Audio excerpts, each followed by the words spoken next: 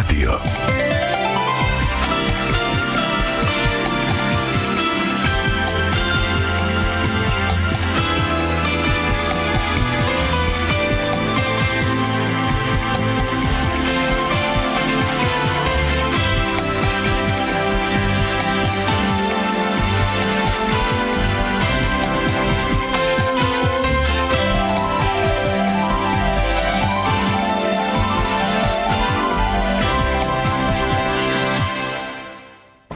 Ელამშვიდობისას უფროს რადიო მსმენელებო მოგესალმებით საზოგადოებრივი რადიო ტალღაზე FM 102.4 პირდაპირ ეთერში განაგრძობს მუშაობას და იწყებს პროექტ სახელწოდებით ხაზის რადიო. ეს პარასკევია ნინო დათუკიშვილის მოგესალმები, მოგესალმებით ჩვენს რადიო მსმენელებს. ელამშვიდობისა ნინო, დიდი ხანია ერთმანეთს ეთერში არ შევხვდებით მე და თქვენ. ძალიან საინტერესო შეხვედრა გამოგვივა, იმიტომ რომ ამ შემთხვევაში ნაწილობრივ მე თქვენ არა მხოლოდ გადაცემის წამყვანად მოგიაზრებთ, არამედ როგორც რესპონდენტი ამაში თეთრ დეტალებში ჩვენს მსმენელს გავარკვევ რატომ და რისთვის.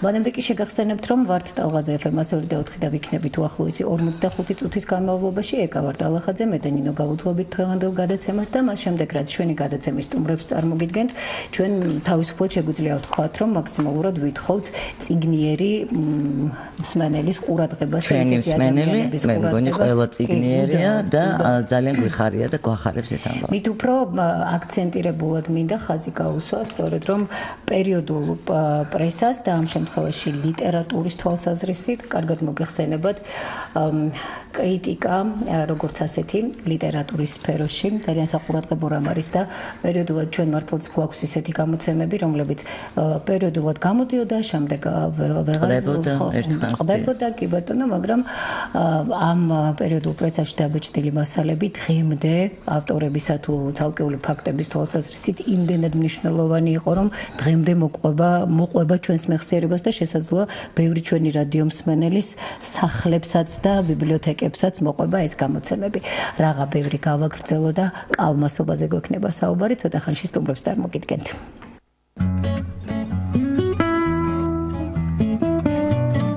ხაზის რადიო. პარასკევი.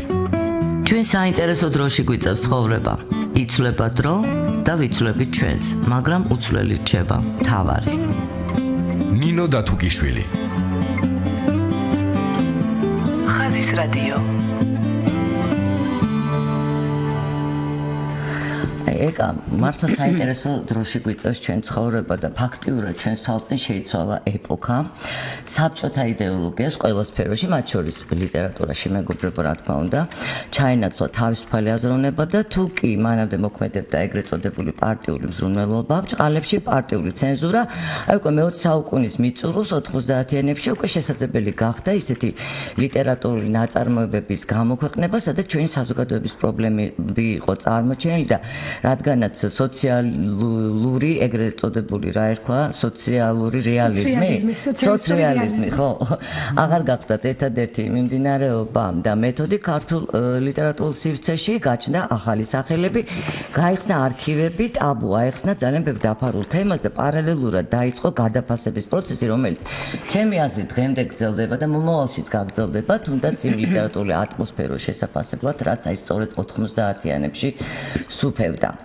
ახლა ჩვენ თუ კი მომავალში კულევრები ქართულ პერიოდულ პრესას მაშინდელს და ქართულ პერიოდიკას შეისწავლიან ალბათ აი მართლაც ეკამ ახსენა კალმასობა და განსაკუთრებულ ადგილს იკავებს იქ კალმასობა გაზეთი ამ შემთხვევაში რადგანაც ეს გახდათ ქართულ მწერალთა და ლიტერატორთა გაზეთი რომელიც დაფუძნდა 1997 წელს და აი ამ თარიღს ახლა გვაშორებს ჩვენ უკვე 20 წელიწადი და როგორც ეკამაც აღნიშნა დღევანდელ გადაცემას სწორედ მას ეძღვნება. სანამ სტუმრებს წარმოგიდგენდეთ მეგობრებო, მხოლოდ იმის თქმა მინდა რომ მე ზუსტად არ ვიცი რატომ დაერქვა ამ გაზეთს იონე ბატონიშვილის ამავე სახელწოდების თხზულების კალმასობა ესე სახელი. თუმცა ცნობილია რომ აი თავის დროზე იონე ბატონიშვილი ზოგადად გაზეთების გამოცემის აუცილებლობაზე მიუთითებდა მეფე გიორგი მე-12-ს და წარუდგენია მისთვის 1799 წელს სახელმწიფო მართვა-გამგეობის რეფორმატორული პროექტი, სადაც წერია: იბეჭდებოდეს გაზეთი თვეში ორჯერ. აქადამაც იქნება შემოსავალი და ხალხნით შეეჩვევენ. ხოლო თავის სახელგანწმულება კალმასობაში იოანე ბატონიშვილი ავალდებულებს სამეფო მოხელეებს აქვდნენ გაზეთნი და უწყოდნენ იგიო. და ეხლა მე მგონი დროა უკვე წარუდგინოთ ჩვენს მსმენელებს ჩვენი სტუმრები, შრალოტა კვანტალიანი, გაზეთის დამფუძნებელი, გაზეთ კალმასობის და მთავარი რედაქტორი, პოეტი, ჟურნალისტი, ფილოლოგის მეცნიერებათა დოქტორი, ჩვენ ერთხელ შევხვდით ქალბატონ შრალოტას. და როგორ კარგად გვახსოვს ძალიან კარგად გვახსოვს და ფილოლოგიის დოქტორი მირანდა ტყეშელაშვილი. მოგესალმებით ქალბატონებო და მოდით ახლა კალმასობის სრული დეფინიცია შევთავაზოთ ჩვენს მსმენელს, როგორ იწოდებოდა ეს გაზეთი საქართველოს მეცნიერებათა აკადემიის შოთა რუსთაველის სახელობის ქართული ლიტერატურის ინსტიტუტისა და ქართულ მწერალთა სალიტერატურო-სამეცნიერო გაზეთი. ვინც ახლა ჩვენ გვიყურებს საიტზე რადიო 1.წერტილი-G, კარგად ხედავს რამდენი გამოცემა გაზეთისა ჩვენ სამუშაო მაგიდაზე, მაგრამ მე ამ სიჩქარეში პირველი ნომერი ვერ მოვძებნე, მაგრამ მოვძებნე უკვე მეორე საიუბილეო წლის ნომერი, რომელშიც არაფრით არ შემიძლია რამდენიმე ჩვენთვის ძვირფასი ადამიანის მინაწერი რომ არ ამოვიკითხო, მათ შორის თამას წივწივაძეა პირველად სატულო გვერდზე და ვკითხულობთ. აგერ უკვე 2 წელია რაც ეს მშვენიერი გაზეთი გამოდის და მართალი გითხრათ საკალმასოდ აღარსად წავსულვარ. ვზივარ და ვკითხულობ და მერე სხვებს ვუყვები. სხვები კიდევ იმიტომ ვერ კითხულობენ, ტირაჟი აქვს პატარა. თვითონაც პატარაა, სულ 2 წლის. მე ვეღარ მოვესწრები, მაგრამ ის რომ ლიტერატურული საქართველოს ხნის, ანუ 68 წლის გახდება, მის შეხედვას აღარაფერი აჯობებს. რასაკვირველია, არც მის წაკითხვას. ბონჟურ შრალოტა, მშვენიერო რედაქტორო, ღმერთმა ეს პატარა გაზეთიც გაგიზარდოს და სამშობლოს სასაზღვრო ზოლიც ტერიტორიული მთლიანობის აღდგენის ხარჯზე. შადიმან შამანაძეს ვკითხულობთ, აქ რევას თვარაძეს, ჯემალაჯიაშვილს, დათო მაღრაძეს, გურამ ბენაშვილს და პერიოდულად გვექნება ამ შთაბეჭდილებების გაზიარების საშუალება, თუმცა ქალბატონ შრალოტა, თქვენ რომ ახლა გიყურებთ ისეთ სიყვარულით მისმენდით და თან უმზერთ, ხო? აი 68 წლის არ მოგახსენოთ, მაგრამ 20 წლის თავზე რა რეალობა აქვს ამ გაზეთს უნდა გითხრათ. საოცრებაა ეს.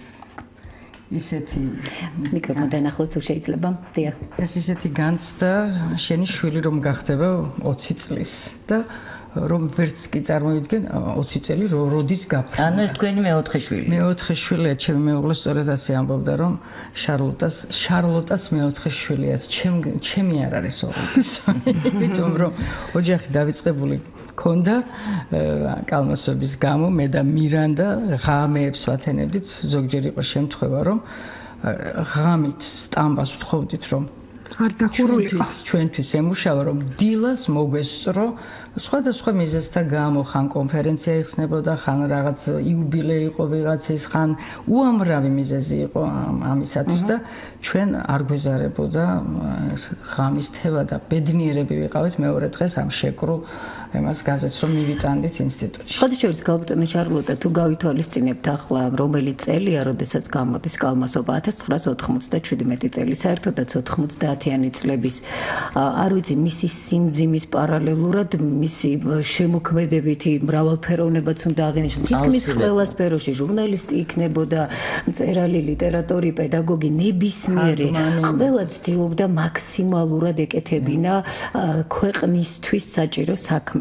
და მით უფრო, როდესაც მწერლობასა და სიტყვიერებასთან გვაქვს საქმე, ამ შემთხვევაში აი ამ სფეროში მოღვაწე ადამიანებმა მაქსიმალურად გაისიგრძე განეს ამ წლების სიმძიმეც, სიმსუბუქეც და პერსპექტივაში რა უნდა გვეკეთებინა, რომ მომავლისკენ ღირსეულად გვევლო.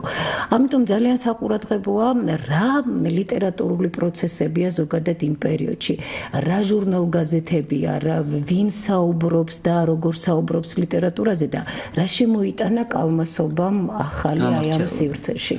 დავიწყებ იმით, რომ კალმასობის დაარსების იდეა ჯგუფმა, ერთმა ჯგუფმა, მათ შორის რეზი თვარაძე იყო ჩემი კათედრის გამგე სულხან-საბაში, ცოტა ხანს და შემდეგ ის შეცვალა გურამ ბენაშვილმა და მეგობრობდით, მათ შორის დავით მჭედლური, ჩემი მეგობარი, ასევე ნუგზარ შატაიძე, ბათუ დანელია, აი როლანდ ბერიძე, ჯანსუ ღვინჯილია და ზენაიშვილი, რომელმაც დახატა აი ეს კალმასობის სათაური და რომელიც ძალიან გვეძვირფასება. სახლში ჩემთან საუბრის დროს რეზი თვარაძის წაქეზებით, იმიტომ რომ ადრე მე ალგეთი იყო ასეთი ჟურნალი, იმას რედაქტორობდი, ის დაიხურა, შემდეგ რუსთავში არსებობდა და მითხრა რომ შენში ვხედავ მე იმ პოტენციალს, რომ შენ არ უნდა დაანებო თავი ჟურნალისტობას და რამე მოიფიქრეო. აი მოვიფიქრე ეს და პირველი ნომრისთვის შევთავაზე, აი ნახეთ რა ავტორები, შატაიძის, როლანდ ბერიძის არაჩვეულებრივი გამოკვლევა, რეზი თვარაძის წერილი და აი ვუთხარი რომ ბათუს ლექსები ასევე და ვუთხარი რომ აი ვაპირებ და ვარქმევ კალმასობას. ოდი რუბრიკებზეც ვისაუბროთ სანამ რუბრიკებზე და მოცულობაზე, იმიტომ რომ გაზეთის პირობაზე ვარქმევ კალმასობას. აი იმიტომ რომ ვფიქრობ რომ ეს უნდა იყოს ენციკლოპედიური ხასიათისა. ანუ უნდა მოიცვას ლიტერატურისა და მეცნიერების ყველა დარგი. ლიტერატურას რაც ეხება. ლიტერატურის მცოდნეობა, რუსთველოლოგია აუცილებლად, გალაქტიონოლოგია, პირველად ჩვენ დავარქვით რუბრიკას გალაქტიონოლოგია, მერე წიგნად გამოვიდა და განყოფილებაც გაკეთდა შემდეგ ინსტიტუტში. კრიტიკა, პირველი ლექსი და ბევრი ახალი სახელი აღმოაჩინეთ თქვენ მე მახსოვს. პირველად დიახ, რატი აბაღობელი ჩვენ დავბეჭდეთ პირველად. დღევანდელი ეროვნული ბიბლიოთეკის დირექტორი გიორგი კაკელიძის ლექსები დაიბეჭდა. ბავშვობის რვეულების სახში მაქვს. სალომე შენგელიძე იყო, ნინო სადღობელაშვილი მისი პირველი ნოველა ჩვენ დავბეჭდეთ. მარიამ ციკლაური პირველად ჩვენთან გახმიანდა. უამრავი ახალი სახელი წამოვიდა. სრულიად ახალგაზრდა მეცნიერებიც უკაცრავად აი დღეს ძალიან ცნობილი, თუნდაც ირმა რატიანი ახლა ჩამოსული იყო იაპონიიდან და მისი პირველი პუბლიკაციები აი კალმასობაში დაიბეჭდა. ნამცვრევებში რა იყო გაბატონო? ნამცვრევებში ეს იყო პატარ-პატარა შთაბეჭდილებები, მოკლე შთაბეჭდილებები, რომელმაც არ მიიღო დიდი წერილის ხასიათი, მაგრამ აი უცაბედი შთაბეჭდილება, რომ დააფიქსირა. ტაბუცაძე სოსო ძალიან აქტიურად თანამშრომლობდა ამ რუბრიკაში განსაკუთრებით. მე მგონი ვასაძე ლევანი, ხო? თამაზ ვასაძე ლევანი, თამრი ფხაკაძეც, რა თქმა უნდა, მოთხრობებს თემურ დოიაშვილი არ დარჩენილა ასე თუ ისე, ასე ვთქვათ, ღირებული სახელი, რომ ჩვენ არ დაგვებეჭდა. და იცით რა არის, გარეთ გასვლა არც გვჭირდებოდა. ლიტერატურის ინსტიტუტს ყავდა ისეთი ძალები, რომ სრულებით არ გვჭირდებოდა თქვათ გარედან წერილის მოძიება. დასახელებაც მეცნიერები ვთქვათ, რეზო სირაძე, რეზი თვარაძე, ბარამიძე, მარიამ კარბელაშვილი, რომელმაც დაამშვენა ეს გაზეთი იმით, რომ რუსთველოლოგიაზე, რუს განსაკუთრებული აქცენტი ჰქონდა ჩვენ ამ მიმართულებით, საოცარი პროფესიონალიზმით დაწერილი წერილები, რომელსაც ყოველთვის ეხმაურებოდნენ და იყენებდნენ შემდეგ და იმოწმებდნენ და რაც თავარი აქ იყო ძალიან ბევრი ახალი გამოკვლევა, ხო? სიახლე მე ვახსენე რომ გაიხსნა არქივები იმ პერიოდში, მაინც და ახლებურად დავინახეთ ჩვენ ძალიან ბევრი რამ. აი მახსოვს მე პაოლოს და ელენე დარიანის ეს ზუსტად ახალი ადაშნელი მოხს ეს გვერდი სხვათა შორის ნინო აქ. დღემდე სადაო და დღემდე საკამათო. დღემდე სადაო, კი ბატონო. დღემდე საკამათო საინტერესო იყო. გიორგი ჯავახიშვილმა მოგვიტანა პირველი წერილები და მაშინ არც გამეგონა ელენე ბაქრაძე ბერიშვილის სახელი, თუმცა ეს ელენე ფოტოებით, პაულოს გვერდით, გალაქტიონის გვერდით, სიმონ ჯანაშიას გვერდით, გალაქტიონის გამსახურდიას გვერდით, საოცრად საინტერესო ქალბატონი. ძალიან საინტერესო, რომელიც შემდეგ შალვა ქართველიშვილს გაყვა ცოლად ივანე მაჩაბლის ვაჟს. ხო, ძალიან საინტერესო იყო ეს და ცდუნებას ვერაფრით ვერ აუარე გვერდი, რომ დამებეჭდა ეს წერილები და როგორ იწყება? მოდით ვსვეტყვი. როცა გავიგე ელენე დარიანი პუშკინის ინსტიტუტში მასწავლებლობდაო, იმედიანმა სიხარულმა ამავსო ამხელა ინსტიტუტში როგორ დაიმალებოდა მისი დარიანობაო და მე უკვე რა თქმა უნდა უკვე წაგიღო ტექსტმა. კი ბატონო და მეც ასე ვთქვათ პუშკინში მუშაობდი, მაგრამ ის რუსულის კათედრაზე მუშაობდა, მე მახსოვს ანზორ აბულაშვილმა მითხრა პირველად, რომ იციო დარიანიო, ხო, გამიკვირდა, ძალიან გამიკვირდა და არანაირი საბუთი ხელში არ მეკავა, რომ ვთქვათ ამაზე მაშინ თუნდაც მეფიქრა. ხო, აი გოგიმ წამოჭრა ეს საკითხი, დღემდე სადაოა, მაგრამ ჩემი აზრით ელენე დარიანი, ვთქვათ, იმასაც ჰქონდა ეს ფსევდონიმი და პაოლოსაც დაუშვათ, რომ ორივეს ფსევდონიმი იყო ეს. ელენე ბაქრაძე ბერიშვილისა იმსახურებს გამოკვლევას. მე არ უშვებ იმას, რომ ის აუცილებლად ის ციკლი იყო მისი და პაოლო არაფერს შუაშია. თუმცა განსხვავებულია, მაინც განსხვავებული ციკლია. პირიქით. და ითქვას, რომ ეს მათი თანამშრომლობის დიდი სიყვარულის გამონაშუქია და მიზეზია, ალბათ ბიძგის მიმცემია, რომ ის ციკლი შექმნილიყო. ყოველ შემთხვევაში დიდი აჟიოტაჟი გამოიწვია მახსოვს ამ წერილმა, როდესაც ის დაიბეჭდა. არაერთმა წერილმა მთელი ციკლი იყო. ამ ნიშნით ძალიან საინტერესო იყო თქვენი გამოწერა. და საყურადღებოა ის, რომ ლიტერატურას ვცდებით ჩვენ, კინემატოგრაფიაზეც ესაუბრებოდა ეს გაზეთი. იმიტომ რომ კულტურა, ხელოვნება, ყველაფერი მოიაზრება, მე მგონი, ხო, თვითონ. კი, ხატრობაც ძალიან საინტერესო. რეზო ადამიანის წერილები იბეჭდებოდა დათო დავით გაგახსენდება რა უშეშო გაგახსენდება ერთხელ მისი გვარი სტამბამ ვერ დაბეჭდა და ხელით ამ 600-700 იმას გაზეთში ჩაწერეთ დათო ანდრიაძე გამხედველობაში ანდრიაძე ძალიან საინტერესო და ხშირად საკამათო წერილს სტატიების ავტორი წერდა ერთხელ მახსოვს ლეონიძეზე გახსოვს სტალინთან დაკავშირებული ციკლის შესახებ გამოთქვა თავისი აზრი და ისი აღშფოთდა თემურ დოიაშვილი ამის გამო მოეჩვენა რომ ისი არ იყო ლეონიძე წარმოჩენილი რაღაც ესეთი თარგმანები იბეჭდებოდა არაჩვეულებრივი აჯიაშვილის დასახელება კმარა ამისათვის და ძალიან ხშირად იბეჭდებოდა აჯიაშვილი და ერთ-ერთი ურთულესი ავტორი იყო იმიტომ რომ ერთი წერტილიდან ძიმე არ უნდა გადაადგილებულიყო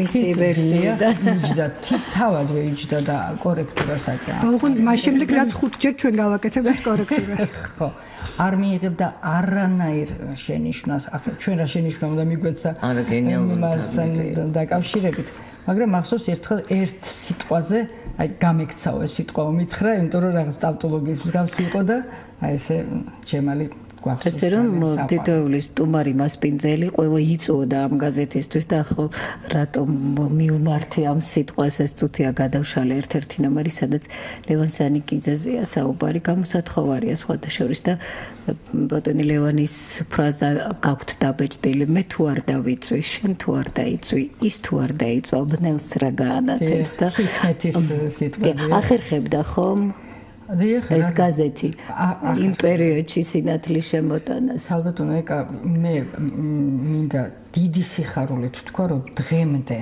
მირეკავენ და მთხოვენ იქნებ კომპლექტი შემოგჩათ და მოგცეთო. ან აი ეს ნომერი აკლია ჩემს კომპლექტს და იქნებ დაგვიმატოთო და მე ყოველ დღე მაქვს ბლომად გაზეთები, კომპლექტებს ვაკეთებ და ვუგზავნი. ხან ამასთანავე თელავის ინსტიტუტ უნივერსიტეტი მომთხოვა რომ მკითხულობდითო და გვინდა შევავსოთო და გავუგზავნო. სხვა შორის ძალიან საყურადღებო საკითხი დასვით ახლა თქვენ ქალბატონ შრალოტა არის თუ არა გაციფრული ეს გამოცემები, იმიტომ რომ რამდენად ხელმისაწვდომია ახლა უკვე ინტერნეტისა და კომპიუტერის გარშე ნაკლებად თუ ვინმეს წარმოუდგენია. არ ვიცი. ხო, ეს იქნება სავარაუდოდ არ არის სავარაუდოდ. დიდი ალბათობით არა. ლიტერატურის ინსტიტუტში იყო რაღაც ფუსფუსი ამ გაზეთთან დაკავშირებით ქალბატონო. ჯერჯერობით ვერაფერი მივახციეთ, თუმცა მახსოვს. ეროვნულ ბიბლიოთეკაში ყველა ნომერი არის. ყველა ნომერი არის და ვიცი რომ მომხმარებელი ყავს, აი გაიცვითა გაზეთიო მითხრეს ისეთი მოთხოვნა არის მასზე. რატომ? აი იმ დროს, როცა ჩვენ ამას ვბეჭდავდით, ძალიან მძიმე დღეები იდგა. ყველანაირი თვალსაზრისით ფინანსურად თუ ინსტიტუტი ნახევრად მაფინანსებდა, ნახევარს ჩემი ჯიბიდან მდებდი მე აი ამ დასაფინანსებელ ფულს. შემდეგ რა თქმა უნდა გურამ ბენაშვილმა გამოძებნა თანხები და მთლიანად დააფინანსა და დიდი მადლობელი ვარ გურამ ბენაშვილი რომ არ ყოფილიყო იმდენხანს ვერ იცოცხლებდა ეს გაზეთი. და თვითონ ისე უყვარდა გაზეთი, ყველა ნომერში, აი თითქმის ყველა ნომერში არის მისი წერილი. და იმ დროს ლიტერატურის ინსტიტუტში ჩამქრალი იყო ასე ვთქვათ გამოცემების საქმე. არ გამოდიოდა კალმასობამ დაუდო. არანაირი გამოცემა არ გამოდიოდა. გაჩერებული იყო ძველი გამოცემები. ხო. ლიტერატურული ძიებანი, რომელიც ძალიან ტრადიციული და ძალიან მნიშვნელოვანი გამოცემა იყო, იმ დროს შეჩერებული იყო. და ეს იყო ერთადერთი, ასე ვთქვათ, გამონათება იმ დროისათვის და ზუსტად იმ კალმასობას და დაბე ასე ვთქვათ, დავესესხე. ორ კვირაში ერთხელ გამოვდიოდით. გურამ ბენაშვილი ახსენეთ ქალბატონო შრალოტა და მართალია ვრცელი წერილია ისევ 2 წლის საიუბილეო გამოცემიდან, მაგრამ აი ბოლო ამონარიც ბოლო ფრაზებს წავიკითხავ აქედან. კალმასობა ლიტერატურით უნუგეშოდ დაავადებულთა და სულით რომანტიკოსთა ნაშიერი, ავადმყოფებადი სინამდვილის წინაშე მოკრძალებული ღირსებით მეტყველი და დიდი ქართული სულიერების ჯერ კიდევ ჩაუქრობელი ელვარების ბედნიერი მაცნეო წერს ბატონი გურამ. ხო, მას ეხებოდა ეს პოეტი. ჩვენს მანას შევახსენოთ, რომ პირდაპირ ეთერში ვართ ხაზის რადიოს უსმენთ თქვენ საზოგადოებრივი რადიოს ეთერში და შეგიძლიათ ნებისმიერ დროს დარეკოთ, თუ კი რა თქმა უნდა ეს თემა თქვენთვის საყურადღებოა 240 91 92 ან 240 92 92. ჩვენ გაზეთის 20 წლის გამოსვლიდან 20 წლის აღნიშვნის გამო შევიკრიბეთ ამ სტუდიაში და მე ვფიქრობ ძალიან საინტერესო ამბები გამოგდეს. ნინოს უნდა ვკითხო ახლა, იმიტომ რომ შემოვედით სტუდიაში, გუშინაც ისეთი სიხარულით მიზიარებდა, რომ მეც ვბეჭდავდიო იქო. და უნდა გითხრა ნინო, იმიტომ რომ მუშაობდი იმ პერიოდში ლიტერატურის ინსტიტუტში და რაღაც სტატიები დავბეჭდე, გამოკვლევები. ალბათ შევხვდა. ეს გამოცემები, გამოკვლევები, რომლებიც იბეჭდებოდა იმ დროს, მე აღარსად აღარ დაბეჭდილა. კრებულები ვერ გამოდიოდა წიგნებიც არ იბეჭდებოდა და აი დარჩა კალმასობაში და დარჩა და მე ვფიქრობ ეს გვაქვს ახლა რედაქციას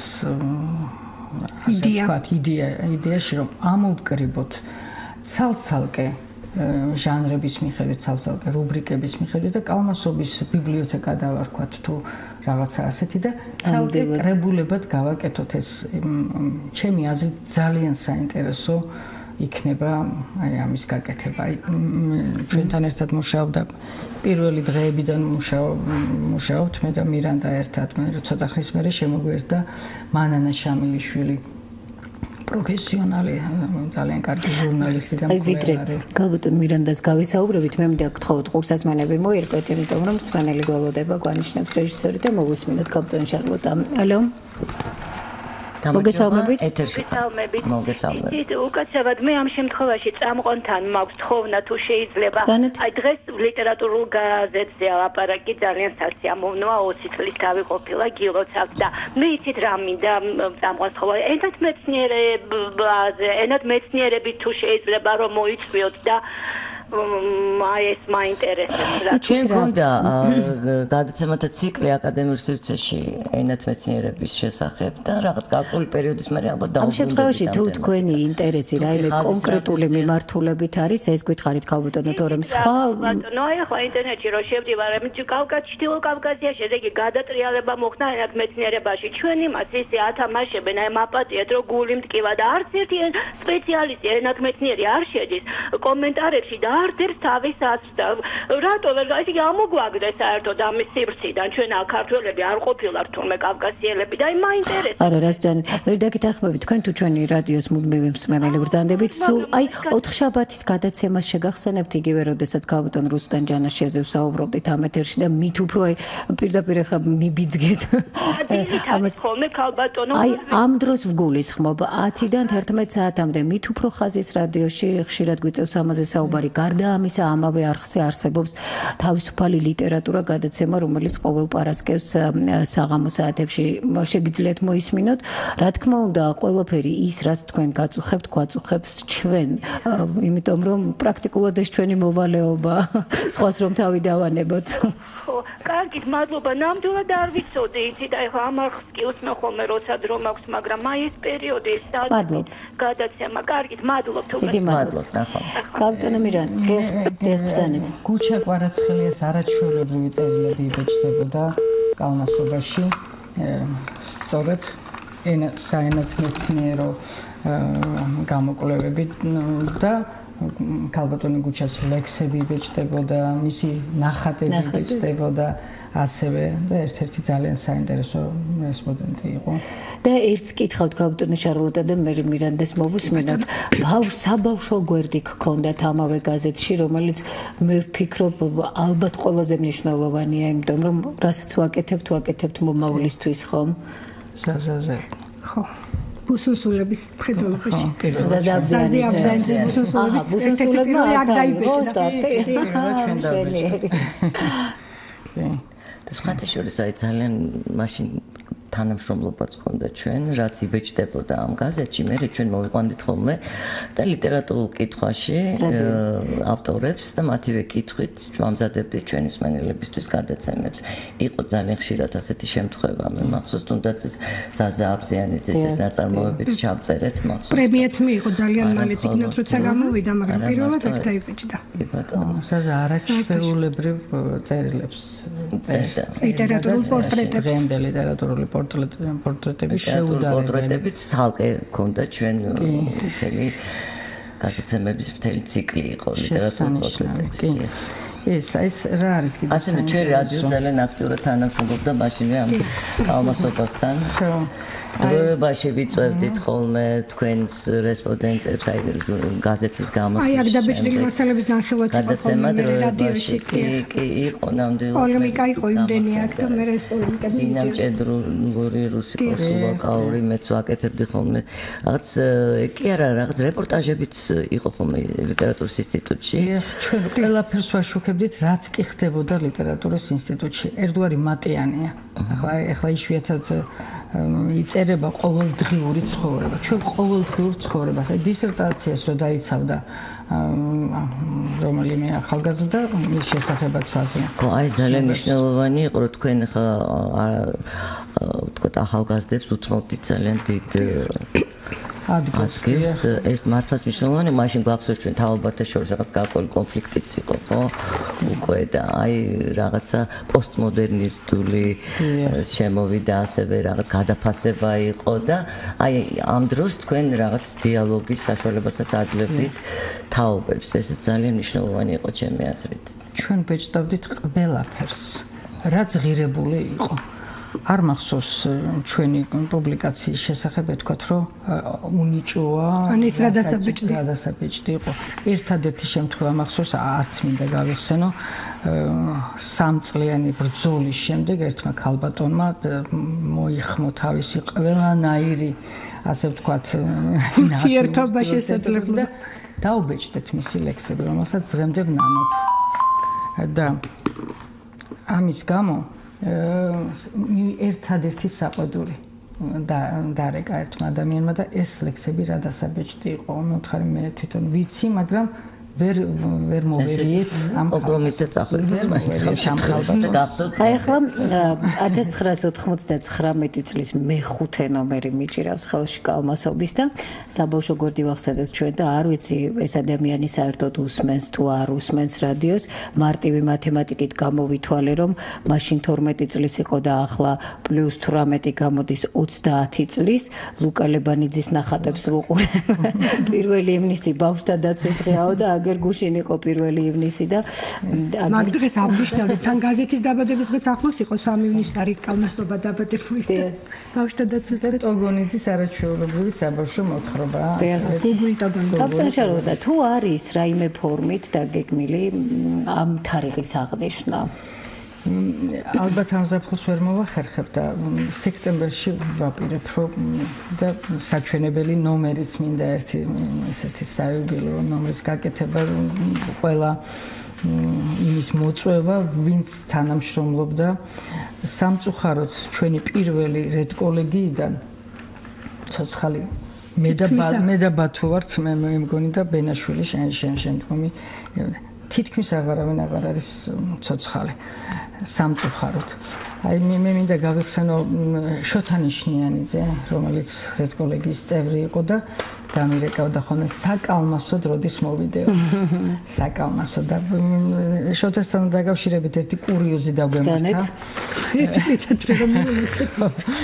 ერთ დილით თემურ აბულაშვილი შემხვდა ქუჩაში, სადგარბი ხარ მეთქი და რედაქციაში მივდივარო, ხვალო გურამის რა ქვია შოთას დაბადების დღე არისო და გაზეთით უნდა მიულოცოთ და მე ჩავთვალე რადგან ასე ჩქარობდა საიუბილეო თარიღია ალბათ მეთქი და ზეპირად რომ გამოვითვალე გამოდიოდა 70 წლის დაურეკე ბატონ გურამს მეუთხარი არ დაგვასწროს ვინმე ხვალ მეთქი შოთა ნიშნიანიძის დაბადების დღეა და დღესვე თუ არ დაწერთ მეუთხარი და დღესვე თუ არ ჩავდებთ სტამბაში ხვალ გაათენა გურამმა გაათენა სადღაც აქ ამაქვს ეს წერილიც ხო აი აგერ არის სწორედ 70 წელს როგორ ულოცავთ და ნიშნიანზე 70 რამხელა წერილი გურამ ბენაშვილისა და დავბეჭდეთ ეს და გახარებული ვარ რომ დღეს შოთას გავახარებთ და მოდის შოთა გაზეთი უჭირავს ხელში და თავ დაღუნული შემოვიდა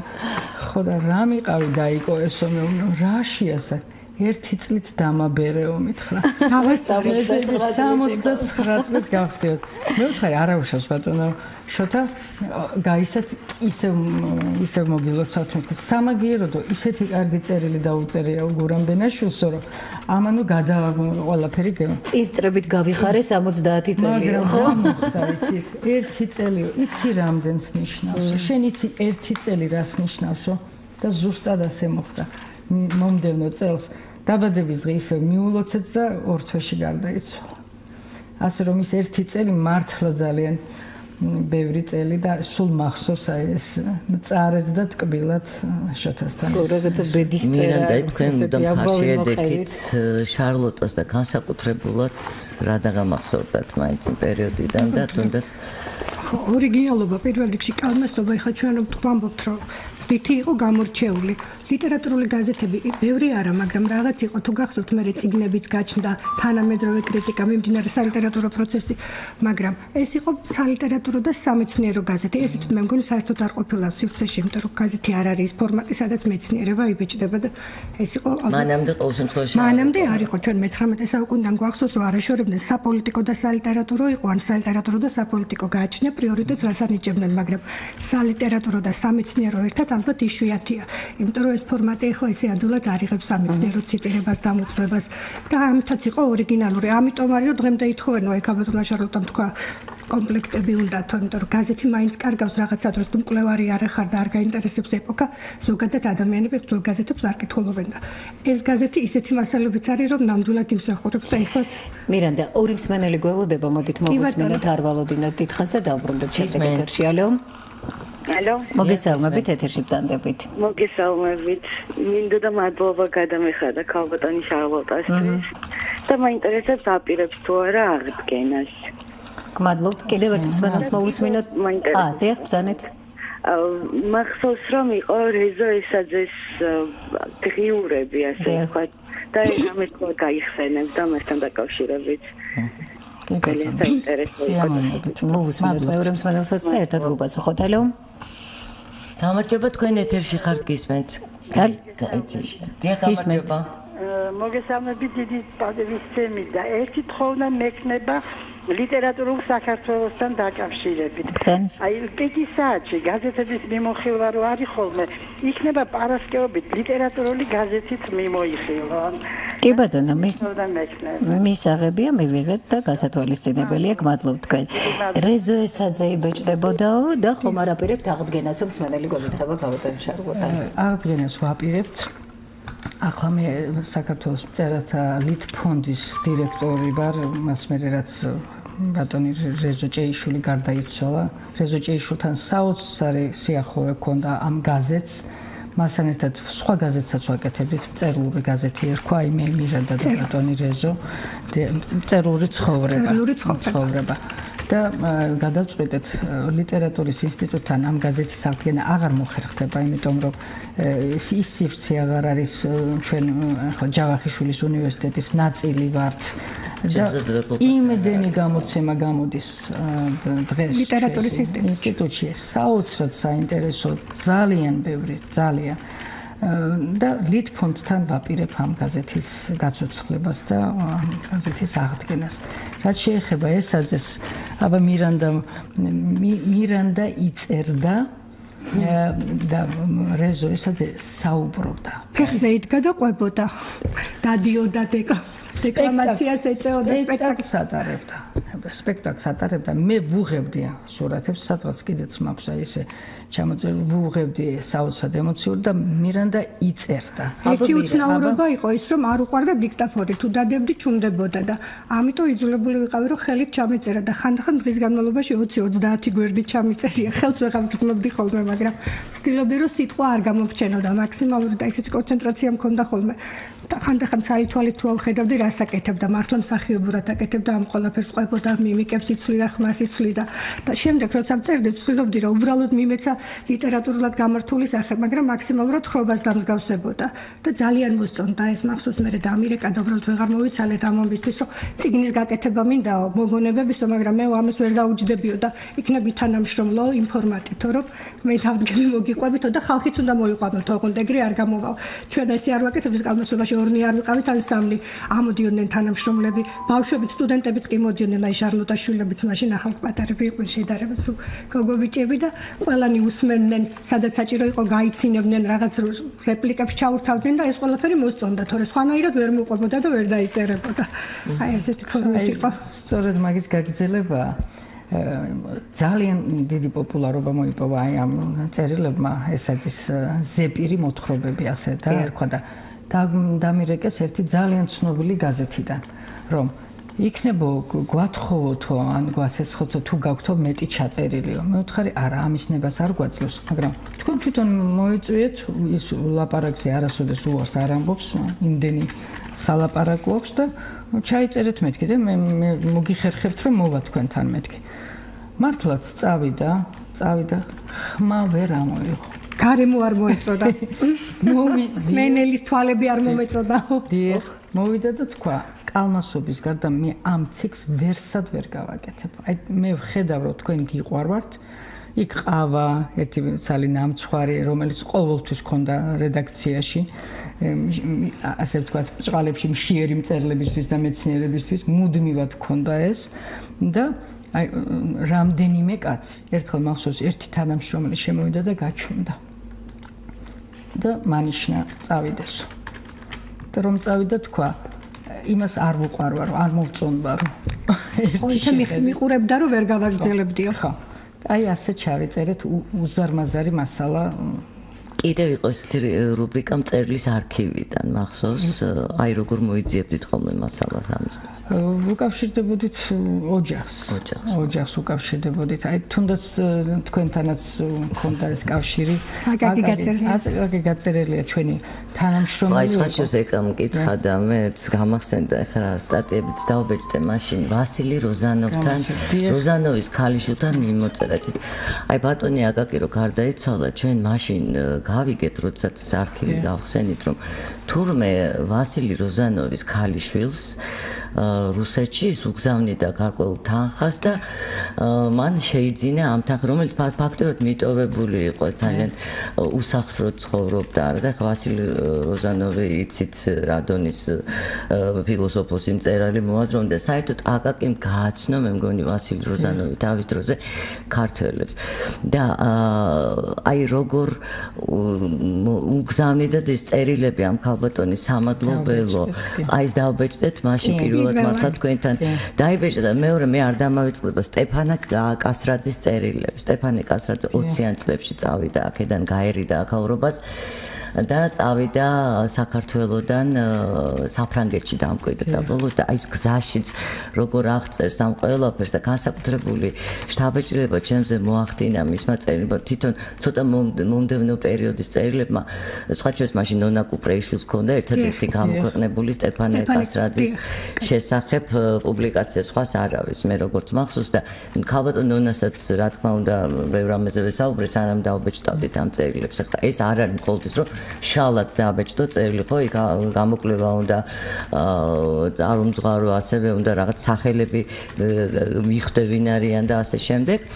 და რა თავში ვიხლიო ამ ცასაო რომ თქვენ რო უყურებთ იმიტომ მიყვარს ეს ცადა ეს ვარსკვლავის ღამეაო და ეხლა ვუყურებ მე არ ვიცი აკაკიმდე როგორ მოაღწია საერთოდ ამ წერილებმა იმ პერიოდში ხო გახსოვთ როგორ იყო აი პარიზიდან როგორ მოაღწია აკაკი გაწერილიამდე ამ წერილებმა დღემდე არ ვიცი იცით იმიტომ რომ ფაქტობრივად მერე გაიხსნა ეს არქივი და მერე გავიგეთ რომ თურმე ასეთი მიმოწერა ქონია და ჩვენ არაჩვეულებრივ ნინო ისევ ძალიან დიდი მადლობა თქვენ ამის გახსენებისთვის მოგესალმებით ეთერში ბრძანდებით ალო გამარჯობა მოგესალმებით ძალიან დიდი მადლობა მინდა გითხრათ ყველაფრისთვის რასაც აკეთებთ ყველა იმათი სახელით ვისაც ლიტერატურა წერილია და ერთი საფრთხე მაქვს ალბათ შრალოტასთან არ მინდა დაიჭდილოს აი ამ გადაცემით სწორად გამიგეთ ის როგორც პოეტი ერთი ლექსი თუ შეიძლება წავიდე აუცილებლად წავაკითხოთ და დიდ მადლობას მოგახსენებთ ყველაფრისთვის ტელეგოლით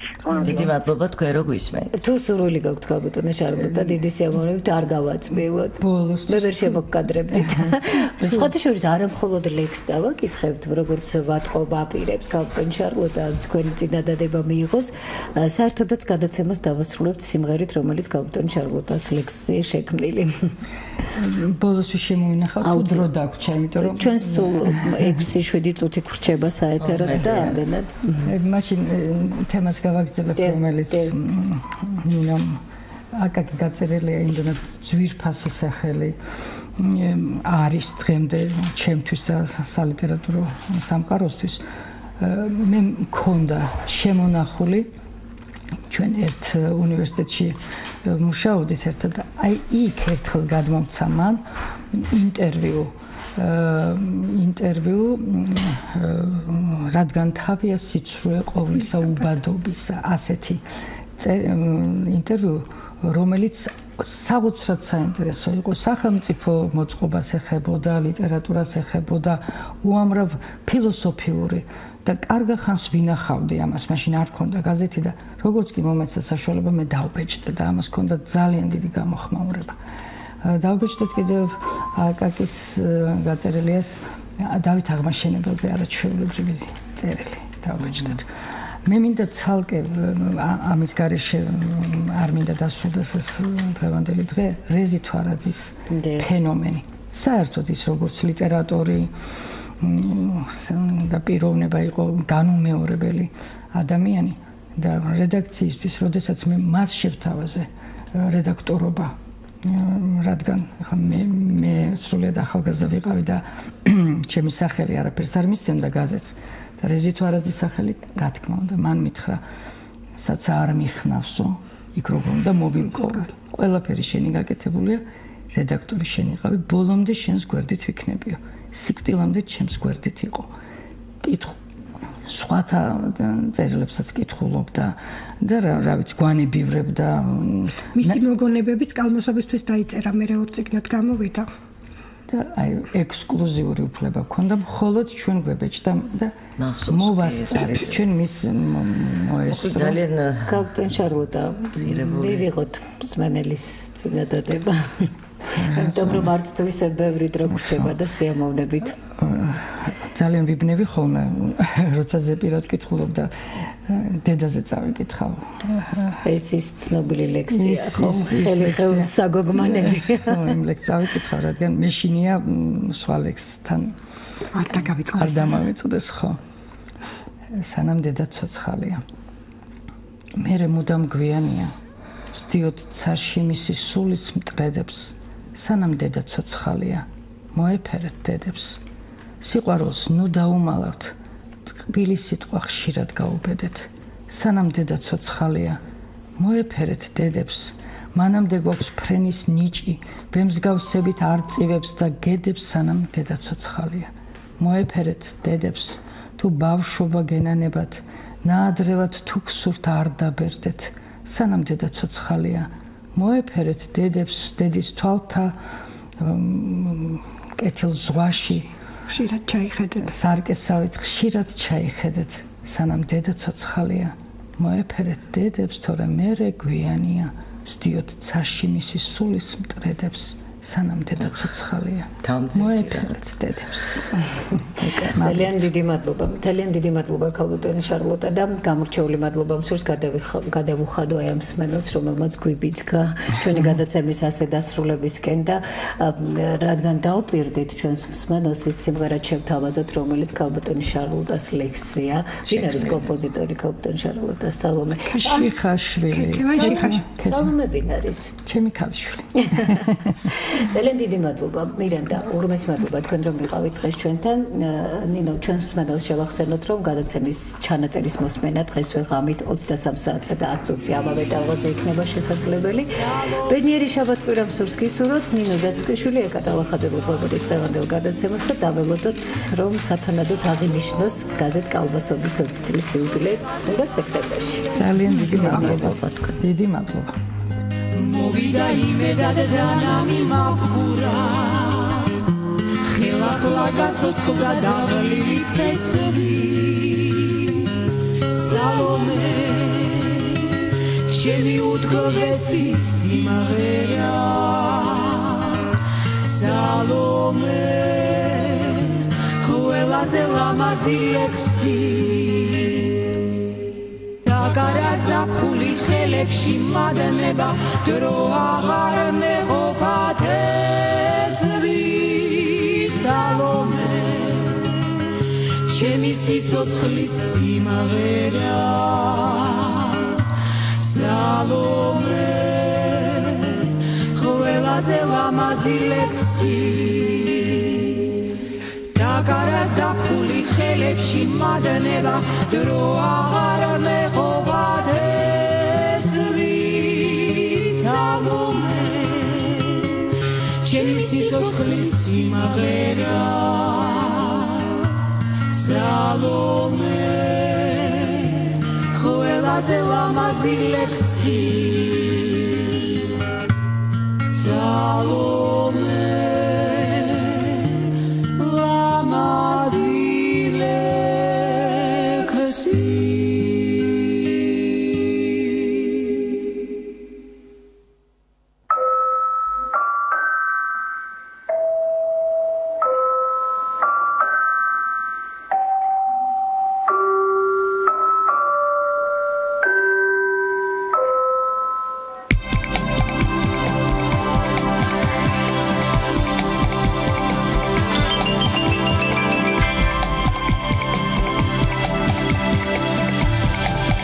ხაზის რადიო